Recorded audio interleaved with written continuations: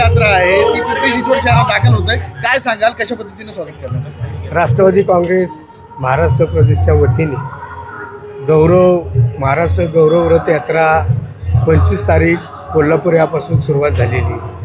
खरं तर आज सकाळीच आम्ही पुणे शहरामध्ये ही रथयात्रा पिंपरी चिंचवडमध्ये आणण्यासाठी पिंपरी चिंचवड शहराचे अध्यक्ष योगेशजी वहल, विलास लांडे, राष्ट्रवादी काँग्रेस पक्षाचे सर्व नगरसेवक, नगरसेविका, राष्ट्रवादी काँग्रेस पक्षाचे सर्व कार्यकर्ते, महाराष्ट्र प्रदेशकडनं सुरेशजी गुले, लतीफ तांबोळी पण या ठिकाणी आलेले.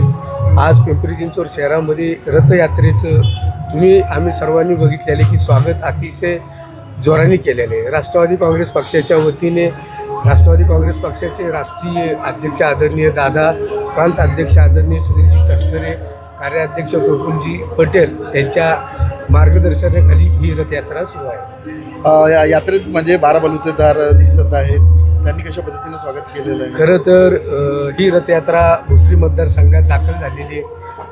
माजी आमदार विलास लांडे यांच्या सर्व समर्थकांनी त्यांनी राष्ट्रवादी काँग्रेस पक्षाचे अध्यक्ष योगेशजी वहल यांनी आता आपण जे स्वागत पाहिलेले ते महाराष्ट्राच्या सांस्कृतिक कला क्षेत्रातील वैभव म्हणून त्यांनी सर्व जे कलाकार या ठिकाणी उपस्थित केलेले, हे विविध क्षेत्रामध्ये काम करणारे आदिवासी क्षेत्रातील असतील, 12 बलुतेदार असतील, असे अनेक ढोल लेझिम पथकाच्या मार्फत अतिशय उत्साहाने या रथयात्रेचं स्वागत करण्यात आलेलं आहे.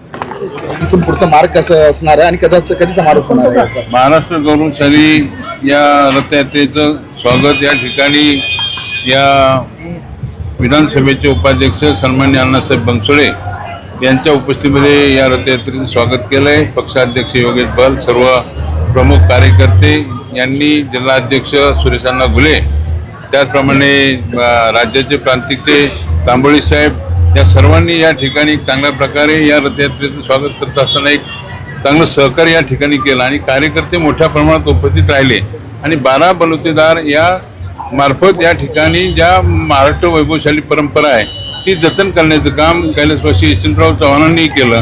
त्याच माध्यमातून या राज्याचे मुख्यमंत्री अजितदादा या ठिकाणी करतात की खऱ्या अर्थानं देशाला, राज्याला याची गरज आहे की आपल्याला वैभवशाली परंपरा ठेवण्याचं काम अजितदादांनी केलेलं आहे. म्हणून त्यांना सुद्धा या ठिकाणी मानाचा मुद्रा. पुन्हा एकदा सर्वांचं स्वागत करतो. धन्यवाद.